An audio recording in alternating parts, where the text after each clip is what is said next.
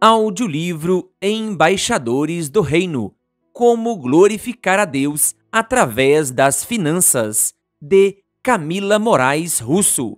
Capítulo 20. Embaixadores: Custe o que custar. Os pães eram de cevada. Sem sombra de dúvida, aquilo era comida de gente pobre. Pessoas com um mínimo de condição faziam pão usando farinha de trigo e não de cevada.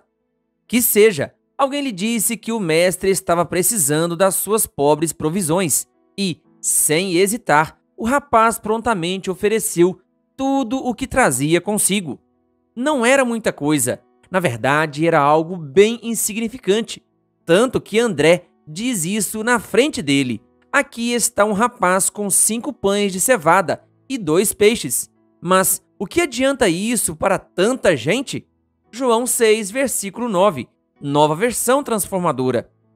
Quem sabe, constrangido pelo comentário sincero do discípulo, um pensamento tenha invadido a mente do pobre moço.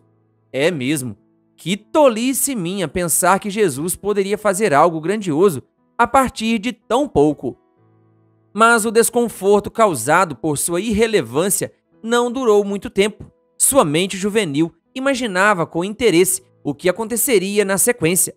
Ainda mais porque, olhando rapidamente ao seu redor, logo notou que, em meio àquela multidão, ninguém mais se apresentou além dele. E tinha muita gente. Chegou depois aos seus ouvidos a informação da contagem: 5.000 homens, sem contar mulheres e crianças. Que surpreendente! Será que entre todas aquelas pessoas ele era o único precavido? Ou o único disposto a doar? Tanto faz. O pensamento sobre o que os outros faziam ou deixavam de fazer logo se dissipou. Importava mesmo era saber o que Jesus faria.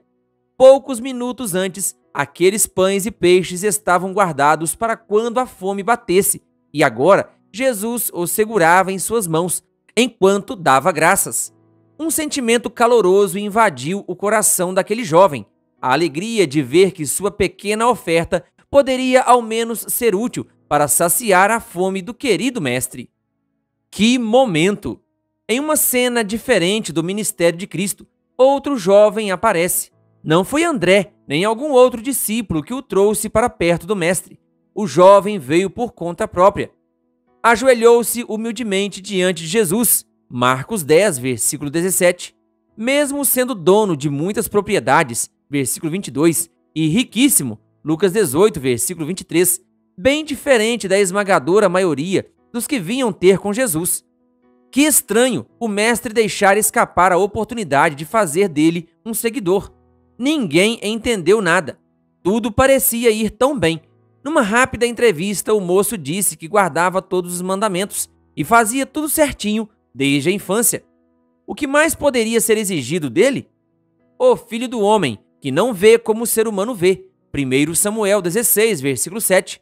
Olhando fundo nos olhos daquele jovem, disse com todo amor: está faltando somente uma coisa.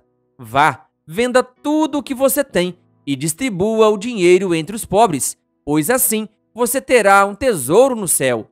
Depois venha e siga-me. Marcos 10, versículo 21. Que surpresa foi aquela condição para ele! Se Jesus houvesse pedido apenas 1% de toda a sua fortuna, já seria o bastante para fazer muito mais do que antes havia feito com míseros 5 pães e 2 peixes. Mas Jesus não queria 1%, nem 20%, ou 50%. Ele queria tudo. E entre doar e reter, aquele rico preferiu reter. Foi-se embora triste. 2 jovens, um pobre, outro rico.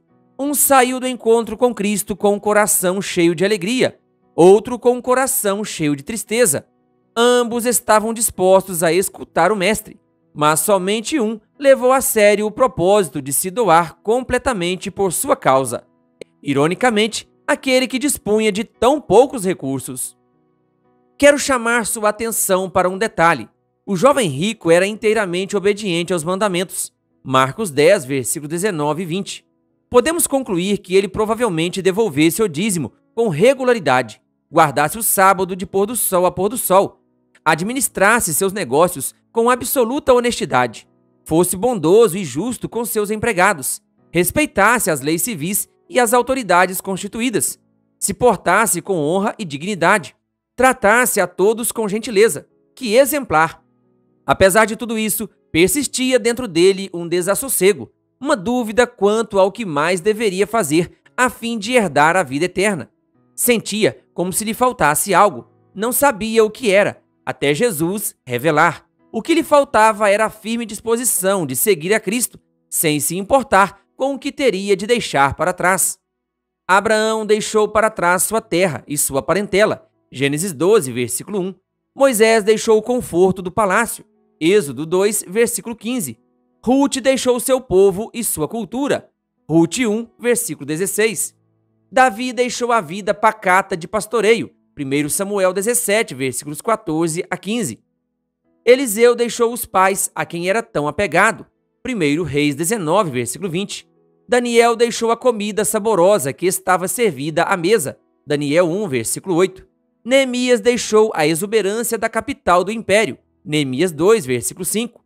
Zaqueu deixou seu jeito ganancioso e desonesto de construir fortuna, Lucas 19, versículo 8. Todos esses são exemplos de homens e mulheres que abdicaram de algo a fim de servir a Deus por inteiro. Essa escolha, reafirmada dia a dia, certamente fez toda a diferença na vida de cada um deles. Nenhuma dessas belas histórias de desprendimento, porém, se compara ao que Cristo renunciou para vir nos salvar, Filipenses 2, versículos 6 a 8. E ele nos incentiva dizendo: eu lhes garanto que todos que deixaram casa, irmãos, irmãs, mãe, pai, filhos ou propriedades por minha causa e por causa das boas novas, receberão em troca, neste mundo, 100 vezes mais casas, irmãos, irmãs, mães, filhos e propriedades, com perseguição, e no mundo futuro terão a vida eterna. Marcos 10, versículos 29 e 30. Nova versão transformadora. Você faz ideia do que significa 100 vezes mais? Só para nos situarmos na parábola dos talentos, Mateus 25, versículos 14 a 30, os servos bons e fiéis devolveram ao seu senhor somente uma vez mais. O que recebeu 2 trouxe outros 2, uma vez mais, 4 talentos ao todo. O que recebeu 5 apresentou outros 5, uma vez mais, 10 talentos ao todo. Se eles tivessem conseguido um desempenho melhor, suponhamos 2 vezes mais, o que recebeu 2 traria mais 4, 6 ao todo, e o que recebeu 5 traria mais 10, 15 ao todo. Ao dizer 100 vezes mais, Jesus estava utilizando um parâmetro de retorno que ia muito além da capacidade dos melhores negociantes daquele tempo, e de hoje também. Afinal, mesmo com uma taxa de retorno constante de 25% ao ano, seriam necessários 21 anos para multiplicar o patrimônio dessa forma. Detalhe: se olharmos para o índice S&P 500, aquele que reflete a rentabilidade de uma carteira composta pelas ações das 500 maiores empresas listadas na Bolsa de Valores norte-americana, veremos que, num histórico razoavelmente recente, de 1995 a 2023, esse índice superou a marca dos 25% de retorno anual apenas 7 vezes. Ou seja, mesmo reunindo os gestores das empresas mais valorizadas do mundo, não conseguiríamos atingir o resultado que Cristo assegura aos seus fiéis. Já no tempo presente, Marcos 10, versículo 30, nova versão internacional. Mas tudo isso com perseguição, ressalta Jesus, pois ele sabe que o inimigo não quer que sejamos de Cristo por inteiro. O jovem rico parecia ser de Cristo por inteiro, mas não era. E o que o impedia não era a perseguição. Não, o que o impedia era a idolatria. Sim, idolatria. Entre servir a Deus e ao dinheiro, Mateus 6, versículo 24, nova versão internacional, aquele jovem preferiu servir ao dinheiro. Infelizmente, muitos dos que afirmam estar guardando todos os mandamentos de Deus estão fazendo a mesma coisa, afirma Ellen G. White. Precisamos urgentemente compreender que jamais seremos inteiramente de Cristo, se nosso coração estiver dividido. Terminando de descrever a generosa recompensa reservada àqueles que deixam coisas para trás por amor à sua causa e por amor ao Evangelho, Jesus conclui: contudo, Muitos primeiros serão os últimos, e muitos últimos serão os primeiros. Marcos 10, versículo 31, Nova Versão Transformadora. Comparando o jovem pobre com o jovem rico, na visão do mundo, o rico seria o primeiro. Na visão do céu, o pobre. Não pela sua condição, mas pela sua disposição. Não pelas suas aspirações humildes, mas por estar totalmente convicto de que nenhuma conquista aqui, por melhor que seja, equipara-se à alegria de servir à causa de Cristo e se doar inteiramente por ela. A todos nós, o Senhor confia recursos, para uns mais, para outros menos. Fato é que, independentemente da quantia confiada, o propósito é igual para todos: servir aos interesses da pátria celestial. Fazemos isso quando colocamos Deus em primeiro lugar. No campo das finanças, isso significa: 1. Trabalhar com dedicação e esmero. 2. Obter nosso ganho de modo justo e honesto. 3. Consagrar fielmente a parte que Deus reivindica como sua, na forma de dízimos e ofertas. 4. Contribuir generosamente para aliviar o sofrimento do próximo em necessidade e levar adiante a pregação do Evangelho. 5. Pagar os compromissos em dia, a fim de não devermos nada a ninguém. 6. Poupar e investir com sabedoria, a fim de multiplicar. 7. Usufruir alegremente do que restar em nosso poder, sempre com responsabilidade. E 8. Ter disposição para fazer ainda mais pela causa de Deus, se preciso for.